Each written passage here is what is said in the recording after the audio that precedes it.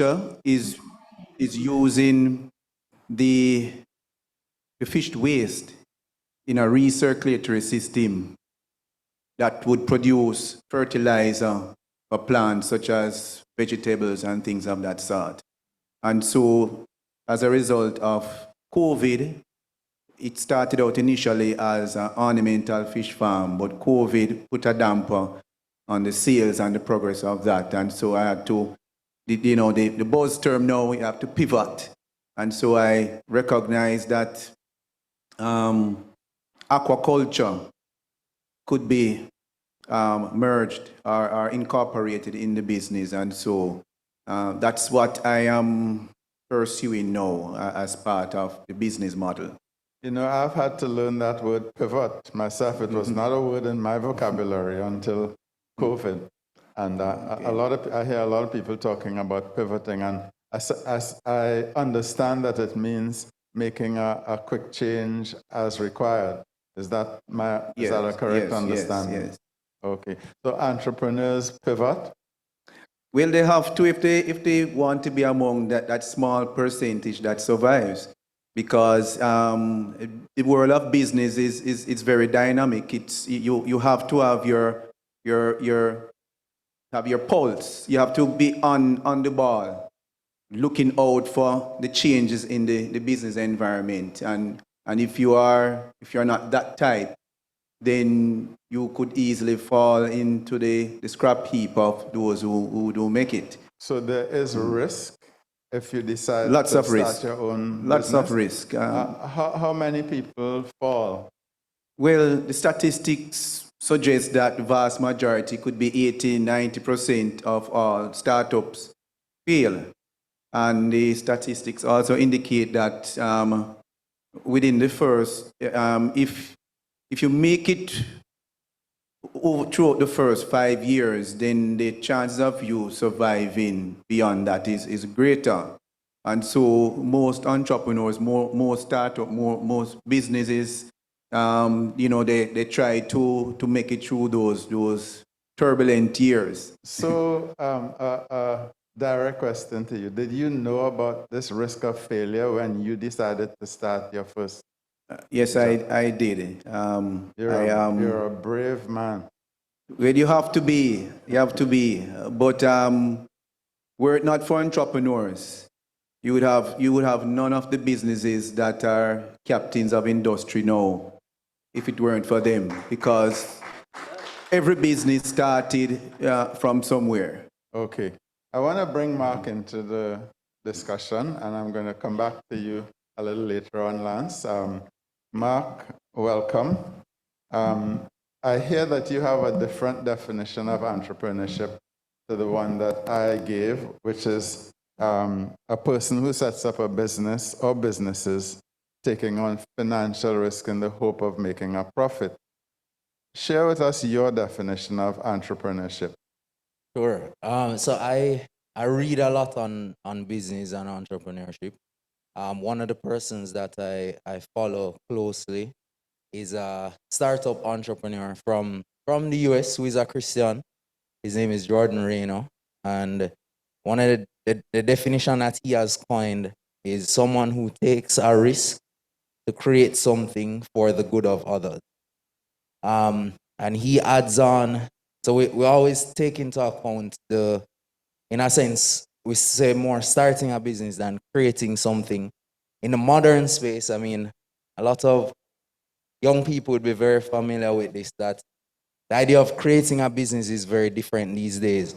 You can be posting on YouTube or Instagram and have $20 million in income in 1 year just from creating pictures or something like that, or just talking about playing video games. So the idea of creating a business has evolved more into creating something, which could be a business, a product, a service, music. But the core message is that it's for the good of others. No matter what this is that is being created, the value that returns to the person creating it is because they've created something that's for the good of others. And Jordan Raynor's theory, which I think makes sense in a way, is that in some ways God is the first entrepreneur. He created something new by creating the earth, creating humans. He didn't take a risk in the same way that we take risks, but he gave free will, which would have allowed his creation to go in any direction. And it was definitely for the good of others, for the good of mankind. So, Okay, as you share this person's definition, the words that come out to me strongly are the words for the good of others. I want to respond to that in more than one way. I suppose that any business that is started and that succeeds is because others think it's for their good. But I also want to respond from a Christian perspective, because here we are in church talking about entrepreneurship, and from a Christian perspective, perhaps that idea of for the good of others is something that we need to promote. Would you agree? yeah, certainly. I mean, the truth is that the value that's created in any business or anything that's sold, it must benefit the person that's receiving the value, and that's what causes them to provide money or provide whatever value in return. Yeah, the truth is, if we go along the lines of business ethics, that's one side, but there's also just working as unto God, that the quality of the work must be as unto God, and that creates maximum value for the person who is receiving what you've created. Okay, that's interesting. I was wondering, and I'm trying not to ask leading questions, which might represent my opinion. But since the four of us are Christians, and most persons in the congregation are, the idea of for God's glory, I think, is reasonable to bring into the discussion. Do you agree, disagree? Would you like to modify what I have No, asked? definitely. I mean, as Christians, our work is unto God first. We are working for God's glory first, above anything else. So, Lance, when you made your decisions to start the aquaculture, the fish farm and aquaculture, were you thinking of the Lord? Don't answer what you think I want you to answer, right? Speak from your heart. I think you know me well enough to know that I speak from the heart, and I speak not to try to please persons, but just to tell the truth. I would say that the initial thinking was really to provide income for myself and for my family. But being a Christian, it is incorporated in everything that I do. And so I would not have started it thinking solely about just my family, but praying that it would be successful in such a way that I could also pour into others, give to them, mentor others, train them, show them the business model, how to operate the business, and things of that sort. And some of the gifts, the talents, the abilities that the Lord has given me, I think incorporates mentoring persons. So I'm always about development of people around me, especially those who seem to be at a disadvantage. And so the idea was always start this business when it grows to employ people who are in need, to give a fair wage. And interestingly, some may not know this, but Marc and I are also in business to some degree.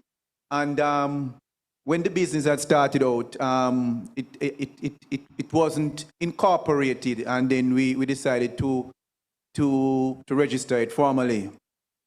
And while going through reading the word for today, back in 2018, the one message, the word paraclete, came up in the message.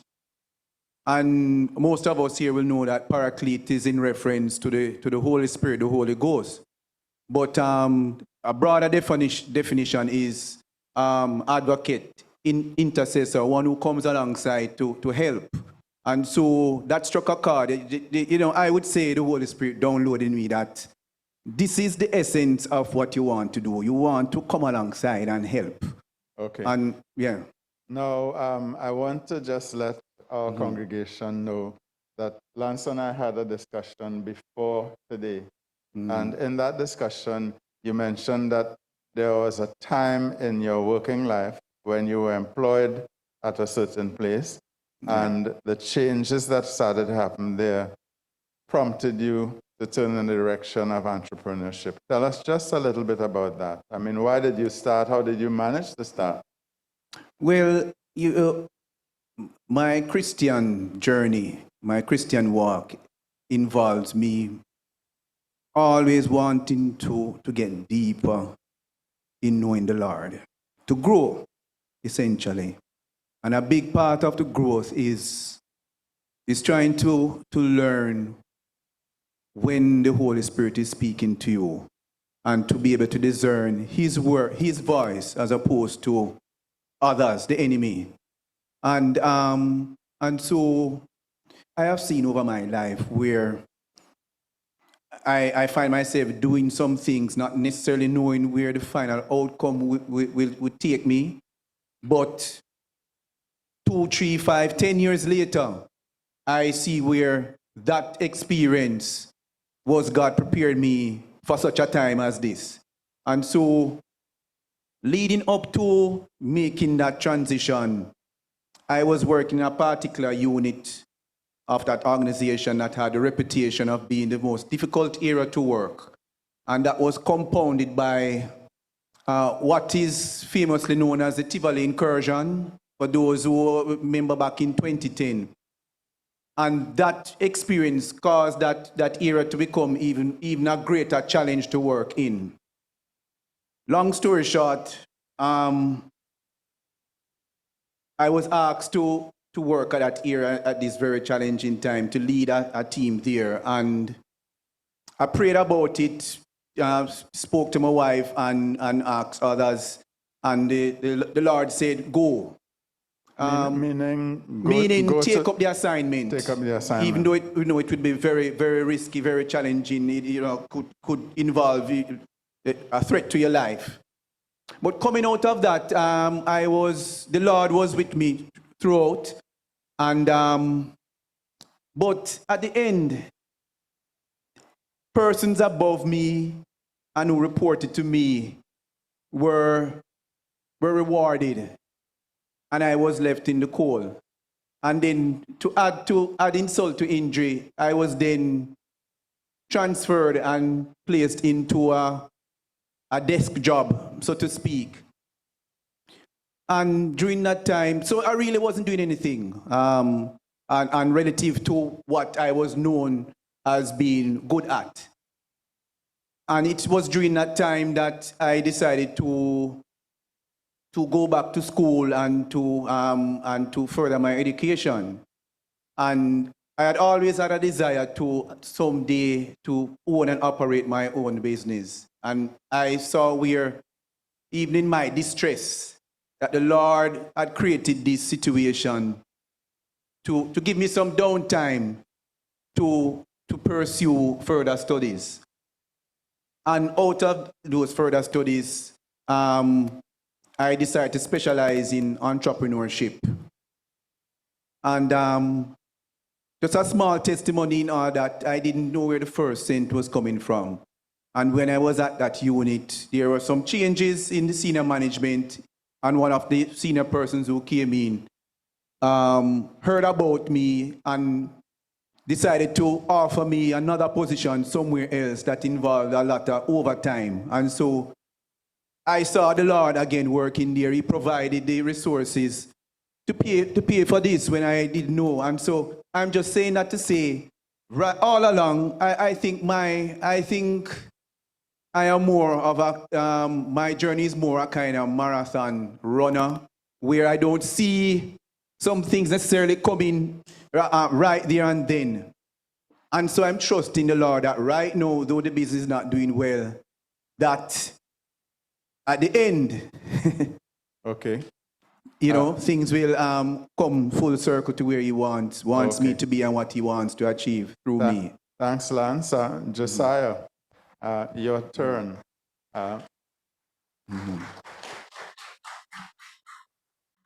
Thank you, Lance. To be continued. Josiah, when I was given this assignment and I thought of the three persons that would be on the panel, I recognized, without asking your date of birth, that you were the youngest. Am I correct? I think so. When you look to the right and look to the left, am I correct? Marc looks pretty young. So And when we had a brief talk in preparation for today, I, I found that you weren't really relating to the high-sounding language entrepreneur, but you just were able to share a bit about the giftings that you believe the Lord has given you and how the Lord has been opening doors of opportunity for you to use those giftings. Tell us a little bit about that. Sure. All right. Good morning. I believe wholeheartedly God has given me a gifting towards music. It's been there forever. And when I was in high school studying sciences, when I was in sixth form doing physics, the music was always there and present. I've been gifted with both parents that had the interest to actually push me in that direction. So I studied classically for a few years, and I got the opportunity to explore another way in which I was bent towards teaching. So for probably 2 years, I studied at a music school in Sav in high school. And after Sorry, let me just interrupt. I am assuming, but I may be assuming wrong, that persons who are listening to us know a little bit of where you were born and how you happen to be here at Mona Heights Chapel. Okay. Perhaps it would be good, for the sake of our congregation, just to tell us briefly about who you are, where you were born, and how you come to be on this panel. Okay, no problem. Good morning. My name is Josiah Rainford. I am 22 years old.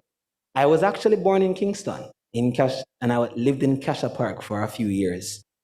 Due to relations with the Maddens and the Bains, being very good family friends, I would visit Mona. My father got a job upgrade, and after a few years, we went to Sav, where he got his new position. And that's where I spent most of my life. That was prep school life, that was high school, and that was my first few years of work, all spent in Sav Lamar. When I decided to not do sciences and to pursue music as, in terms of a degree, and I came back to Edna, it made sense to come to a place. Edna is Edna Manley Right. School for the Performing Arts. Right, visual and performing arts. It Okay. made sense to come back to a place that felt like family. So the Bains and the Maddens being friends. Actually, Auntie Andrea and Uncle Bill having taught me in Sunday school for a couple of years too. Mona was just a place to come back to, and it became my new home church. Okay, good. I'm glad that I thought of bringing that part of your story into the discussion. You say music has been in your life forever. What do you mean by forever? For as long as I can remember, I have been either being taught music or listening to music and hearing things that others ask, wait, what? What did you just hear? Yeah, the piano's doing this. I can remember being 4, trying to figure out what sound the piano's making. And my mother thinking, okay, it probably is bent this way. Okay. So picking up on that, she sent me to my first few lessons. Interesting. How does music fit into this conversation about entrepreneurship with you? How is it working out in your life to this point? Meaning like, how it's been working over the few years? Yeah, and entrepreneurship. I mean, you're doing it, picking up on Marc's definition for the good of others, or it's just for your enjoyment? And what about profit, financial profit? I'm blessed to actually be seeing all three. So I started out when I was earning the first time, I was earning being a teacher. So the school that I was learning at when I was in about fourth or fifth form, they began getting more students, and the person who owned the school was the only teacher. He saw me and asked me to assist him. After a year, I was being paid to teach. The year after that, I was teaching adult classes. So I was blessed. He saw my work, he saw the gift, and decided to push me in the direction of teaching. And that led to me even teaching in my church. Coming into Kingston is interesting because it's the first time I'm probably stepping out in music without the safety net of probably parents or another adult over me. And I ended up stepping into the gospel industry and having to be, Marc, I had to pivot. Lots of pianists are in Jamaica, but I could play guitar. So for the first year, even though my major at school is piano, I did gospel gigs on guitar, and I had to find a way to sound like those in the industry to actually get and keep work. So that was an interesting process. In the fullness of time, developing piano skills, I ended up meeting with someone who worked at EBC. And I think throughout year 2 of school, I played piano at TBC in between classes. And I was able to earn some money and help out with going to school. With the passing of my father and the hitting of COVID, it kind of blew things way out. And I wasn't really sure what to do. It says the risk. Churches were closing. I couldn't work with TBC that much anymore. And he wondered what to do. I began to learn about mixing and making tracks. I started doing tracks for graduations. Through continuous hard work and linking with people, I played on my first EP in an electric album, basically, not a physical copy of a CD. I was able to play on my first EP, and then through that work on other songs that have been released. Sorry, I think you gave a brief explanation of EP, but I would like you to just repeat that for the sake of the congregation. What's an EP? I cannot remember what it stands for, but I know what it is. It's almost like an album, but it has fewer songs, maybe 3 or 4. And it is totally electronic. There is no CD, no hard copy. It's on the internet, distributed through maybe YouTube or Apple Music and that sort. Okay. Yeah. As I listened keenly, something that I knew about, but maybe not everybody in the congregation knew about, you mentioned your father's passing. How long ago was that? He passed away last February. Last February. Yes. That's February 2020. Right. Okay. And COVID hit us in March 2020. Right. So both of those events, big event with the passing of your father, different kind, but also big event with COVID changing the way we live. Those two events have had an impact on your life. And even though you haven't told me, you haven't told us, it seems to me that the entrepreneurship that you are going through is helping you as you help others. It must be helping the rest of your family. Am I assuming something that's right or wrong? Bring me on the track. Sure. Well, we can get a bit personal with it. That's fine. Many persons would not know. My mother has rheumatoid arthritis. Through eating well and through medication, she's able to move about and to be well enough to do her best, which is an insane blessing. I'm so thankful for it. Her also stint with health helps her to earn some kind of income. But things were a little rough. Mona has been grateful. They have actually, I'm grateful to Mona, I should say. I've been working with them over time, teaching persons, playing worship in church, and I've been put on staff. And between working the industry and working with Mona, I'm able to take care of some of my school fee and take care of some of the groceries. Mommy and I can split rent while I'm living with the Bains, who are really, really great people. So yes, I have been benefiting. My family has been benefiting. I've been able to go home and take care of a couple of things that mommy probably can't take care of in the moment. So I am very grateful. That's very exciting. I want to thank you for sharing. And I have now some questions that I want to throw across to the panel. How has God come into your decisions to do what you're doing? In the case of yourself, Lance, in the case of yourself, Mark, sometimes if we're not careful, we divide our lives into rooms, and this is one room, and people have been longing to come back into this room. But when we leave this room, life is a big room, and God is not only present in this room, God is present in our lives. We believe that as Christians. So talk to me, who will be first? How has God come into your decisions to be entrepreneurs, to do what you're doing in business? Mark? Yeah. Well, I mean, Lance gave a very good comprehensive answer. I'll just add, I'll finish one thing he was saying, which is that the name of the company is Paraclete, which is why he was telling that story. Okay. And just to say that what you said is important, that work is godly. That so yeah, we sometimes divide it, and maybe it's just modern life where we think that when you're working, you're not serving God. But work is also godly, like that's part of God's design for mankind.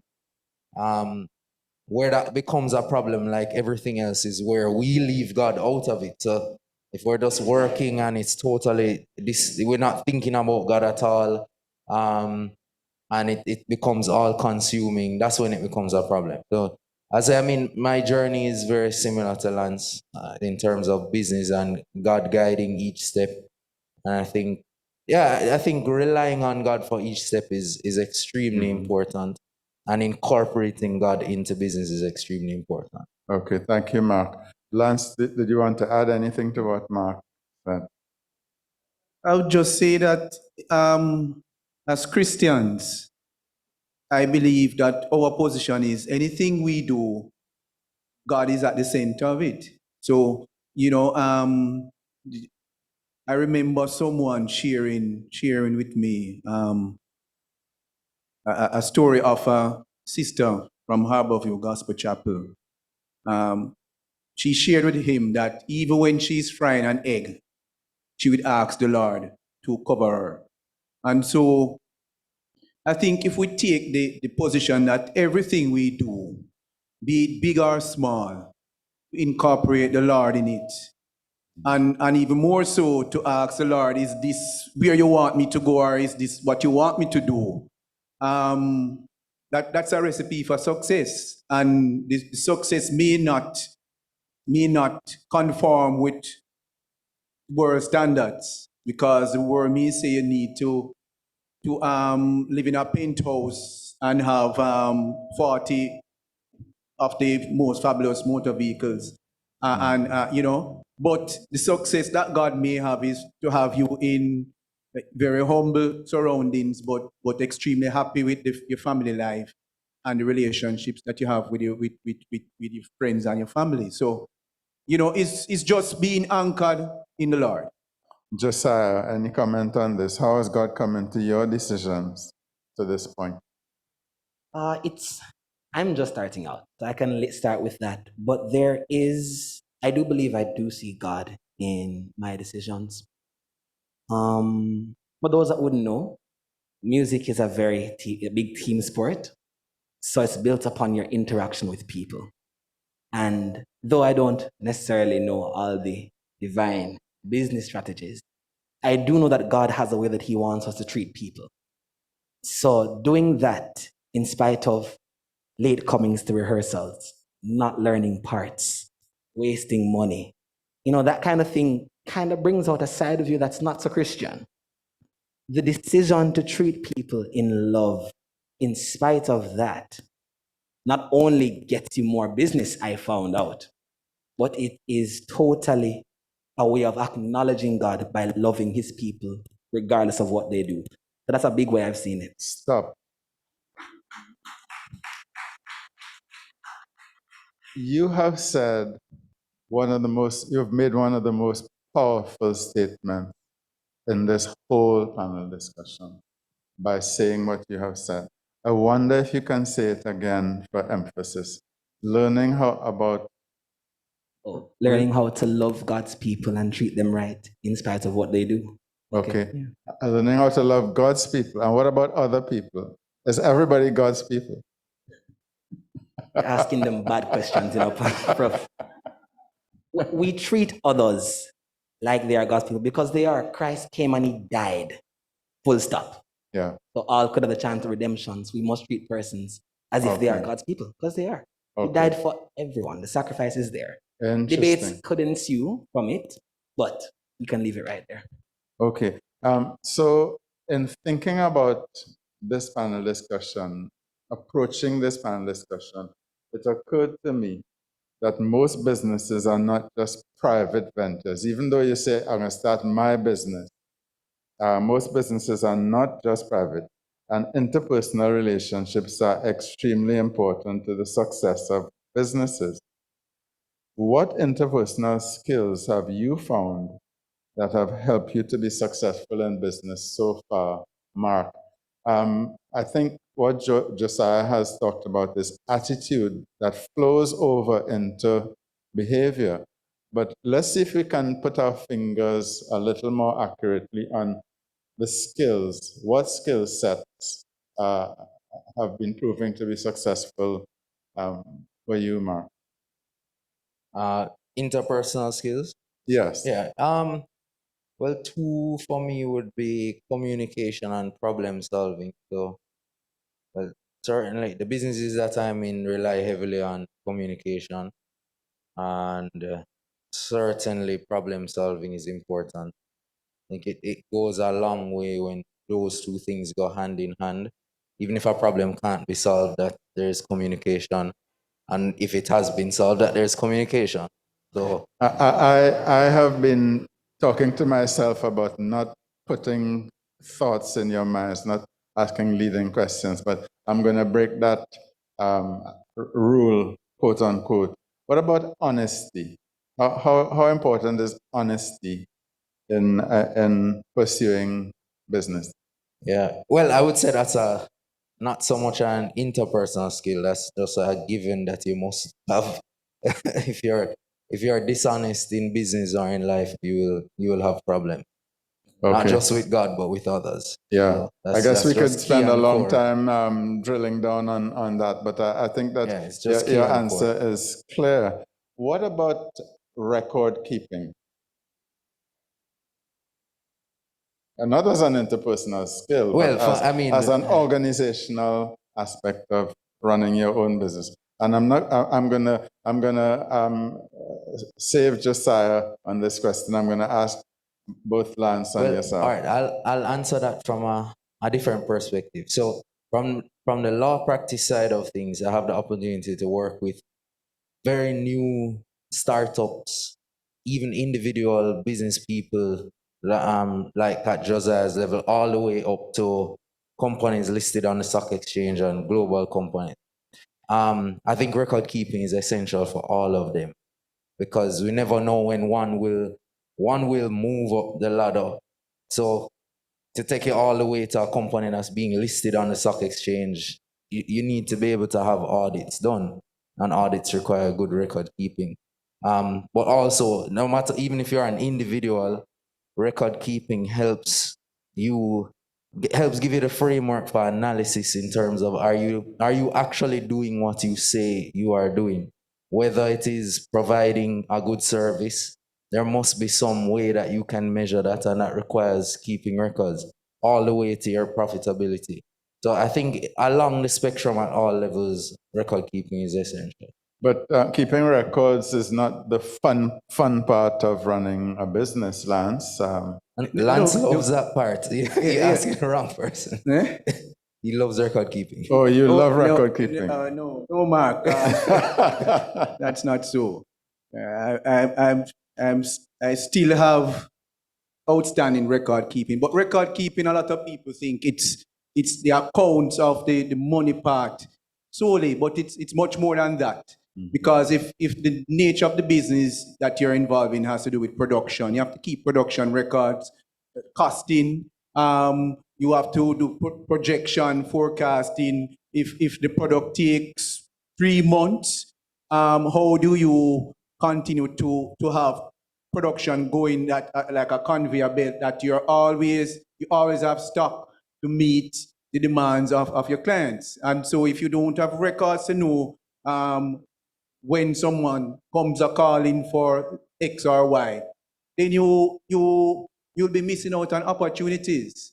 And reputation is extremely important in business. And so if people find you not to be reliable, then over time and possibly in a short time, they will seek others who they can depend on more. So you have to keep records, and that for most people is not the fun part of business. They like to do the operations or the marketing part and the sales and things of that sort, or collecting the money.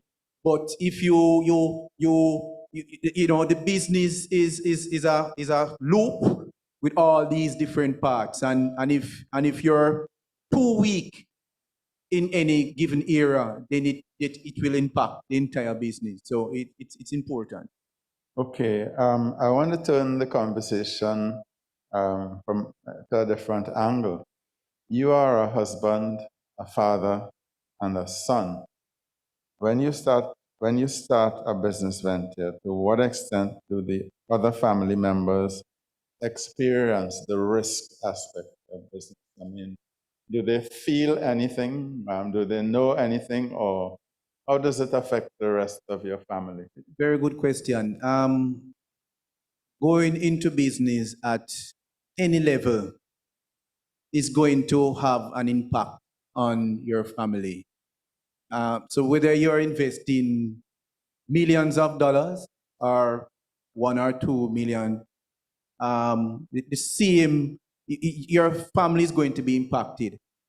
The degree of impact is dependent on the buy-in from them in terms of whether or not they are on board with what it is you are doing, and whether or not the time that you need to invest is going to take away from quality time that you should be spending with your family.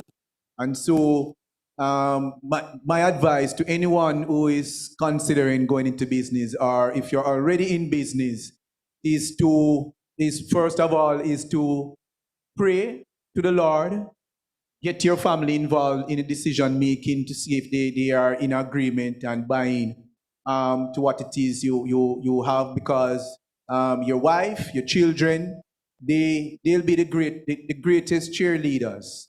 Um, and along with the Lord, they can make you move mountains that you didn't think were possible if you didn't have them on your side. So you need to have your family on board, and one of the reasons why one other reason why it is very important is that if they are not on board and you go into turbulent waters, then it only makes things even much more challenging.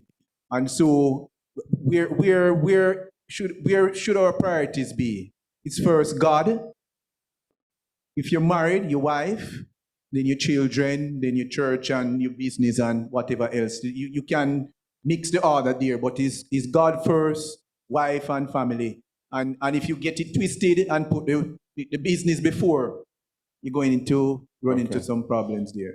And again, I want to turn the conversation, Marc, because of something that you said when we had our little preparatory discussion. An important issue. Obviously, you've encountered it and you thought it was useful to bring it into the conversation, dealing with conflict as you do business. Talk to us a little bit about that. What do you mean, dealing with conflict? What kinds of conflicts can arise in business? So, I mean, it's more within businesses that I think there will always be challenges with communication, with planning, with promises, and so on. I think as Christians, it's important that these are navigated in a way that's different from the way the world may navigate it, where it's not primarily about money or primarily about quote unquote principle, the thing must be done this way because of X, but also bearing in mind that at the end of the day, our testimony is important before God, and our testimony is important before man. And the Bible has so many passages about how, there's some that we don't like, where, if a man asks for you, what's it? The man asks for your coat, you give him more. So that can be challenging, obviously. But I think at the end of the day, as Christians, we have to put that much more thought into how we navigate conflicts and issues. Okay, let me be specific. How do you, as a Christian business person, handle persons who don't pay what they promised to pay in good time? Persons who are your debtors? Oh boy, that's a tough one. It depends. It really depends. I would say I am more patient than I ought to be. I hear that a lot from my staff, from different people. So I mean, there definitely is a communication process. What I've done, because I find I'm way too patient, is kind of create buffers for myself, so other people follow for me, and then when it gets to a point, then I intervene, and then if it has to be escalated, then it has. I think I've only done that once, but yeah, for me personally, I'm extraordinarily patient in that respect, to my own detriment. So I've had to put systems in place around me Okay. to solve the problem. Talk to us even briefly about the escalation, because that might help one or two persons in the congregation. When you had to escalate something, what was involved? Well, escalating can involve bringing a third party, so having someone else mediate the situation. And sometimes that person can be, somebody mutually respected, somebody else in the church, or so, depending on what the situation is. And then if it needs to go further, then it needs to go further. I mean, I think that there are ways in which we need to be good stewards of our resources that sometimes we aren't. And as I say, it's an area I struggle with. I'm way too patient with it, but at the same time, I'm mindful that we have to be good stewards of our time and our resources. And when we don't follow through, we can end up in problems. I believe that there's a thread that has run through our back and forth conversation. It's the thread of stewardship. And I know that that has been a theme through this month. And I hope that it's been useful in giving persons who are listening to our conversation some ideas, some encouragement, some questions that they may want to ask for further clarification. And I want to ask one or two questions in bringing the panel discussion to a conclusion. One is, how should one develop giftedness? And the other one is, how would you encourage someone who doesn't seem to care about acknowledging and developing their God-given abilities? So I've voiced both questions in one breath, but would you care to tackle the first question? How should a person develop their giftedness? And there may be young people listening. Josiah, you're 22. And how should one develop giftedness? Josiah. Okay. I do think both questions kind of come hand in hand. But we can separate. How should one develop giftedness? You have to first find out what the gift is. So again, being as personal, I was only an okay student in high school. Failed one or two courses. Yeah. But I knew, and that was bad. I was reprimanded for it. I didn't get away with it. So I had to work.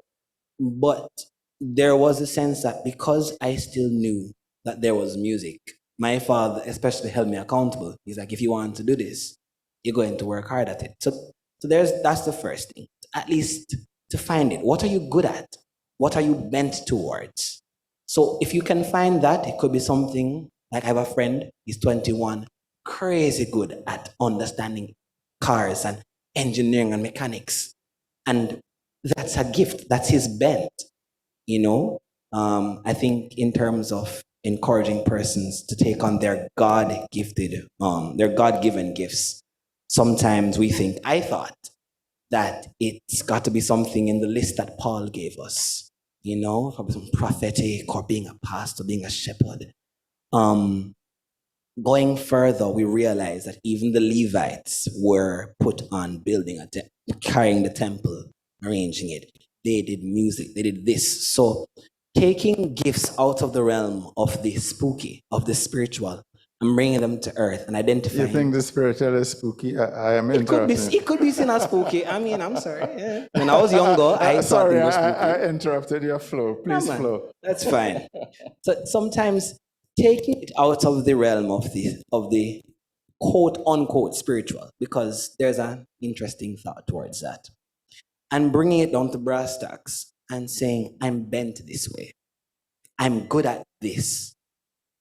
That's a good first step. And then to acknowledge that even though it may not look like something we do in church, it doesn't mean it's any less God-given. So I guess identifying the bent, that first thing, identifying it is a good step. And the second step, I think, is just something that I think Marc said and something my father said to me too. We're made to work. So to work hard at it. Sometimes earnestly working at the thing that you're good at not only gives you pleasure and joy. So I would highlight that. Doing what you like makes you feel good in the very least, like basic. It makes you feel good, but hard work brings opportunity for growth. It was hard work in studying music. Yeah. It was hard work in studying music that got me my first job teaching. And I wasn't even teaching, I was shadowing my teacher. Hard work in shadowing my teacher in being responsible. Heck, I'd go pick up patties sometime and bring them back to the place for the kids to buy stuff. It's not music, but it's a part of the process. Paying your dues. That led to me learning how to teach. It led to me getting employed. And he would leave and not come to classes any at all and say, Josiah, this, that, drum, keyboard, bass, guitar, take it. You know? You mean the person who taught you? Right. He taught me. He who owned the business. He would leave and say, Josiah, just take the day and teach it. Right. Yeah. After that, after high school, I was employed as a classroom assistant in a regular school. Worked hard at that too. And then, they lost a teacher in a particular area. I was sent to do courses to learn the system. And I ended up writing lesson plans and teaching. I did that for about 2 years. I did that for a year before Mom got sick. I took off a little time. Then we got someone to help around, and then I went back to work. Interesting. Coming to Edna is the same thing. I worked hard, and I got all the chances. So I would say, find what you're good at. Understand that even though it's not in the church per se, it's still a God-given gift. Take pleasure in that and work at it, and things tend to unfold. Thank you. Marc and Lance, you have the last words. Marc? Last general words or on that? Oh, on that. All right. On that. Okay, yeah. No, I would just to support what Josiah is saying. I think, so growing up, I probably wanted to be everything under the sun. I can't think of anything I didn't want to be at some particular point in time, from farming to being a doctor to everything. And I can also remember many times my parents would say that I didn't want to be a lawyer, or I didn't want to do law anymore. Including when I came back from Belize. That was not my plan. So I think sometimes for all ages we can put ourselves in these boxes of professions or of business or of things. When really identifying what that alignment. So for me, I know I love to solve problems for people. It's just a thing that I need to do that at all times. And in many ways, law aligns with that.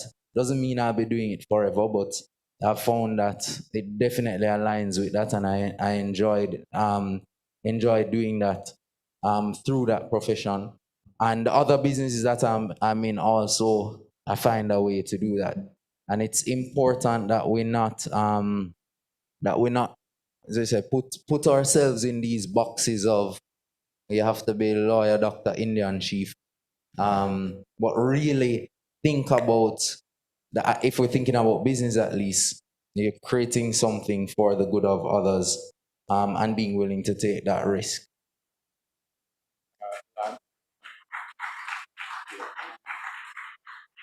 So, How would you encourage someone who doesn't seem to care about developing their God-given abilities? That's what I want you to give a final word on.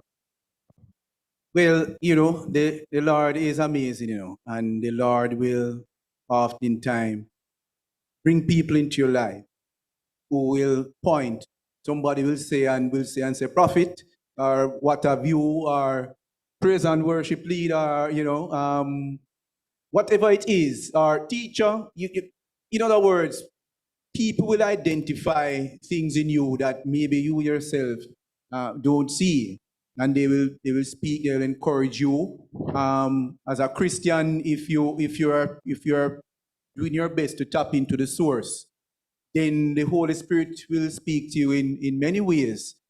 Your pastor, elder, may say something to you. A regular church brother or sister will say something to you that may stimulate a thought, and then you may read it, maybe reading your daily bread that morning, and the same thought comes out in that daily bread. You may turn on the TV to a Christian station, and somebody is preaching, and that is coming there, and you connect the dots and realize that this seems to be the Lord speaking to me, telling me here in one place and confirming it here, and things of that sort. And we are one body, and so I think what I think we should do as a body of Christ is when we identify gifts in persons in the church, is to encourage, to nurture, to help in whatever way, shape, and form. And that way, the body of Christ will be that more powerful, more richer, and we will get a lot more done in bringing in the souls for Christ. Thank you, Lance. And my concluding remark includes a response to what Bridget shared, and I want to encourage the older persons in our company to keep our eyes open to the younger persons and on their behalf, so that we can help to guide, encourage, and build them up. And I'm speaking to a group in the chapel, but I'm speaking to a group on Zoom as well. These are opportunities for us to help others to develop their gifts. So on your behalf, I want to thank the panel. I want to thank Bridget again. And I'm going to hand back over to our general moderator.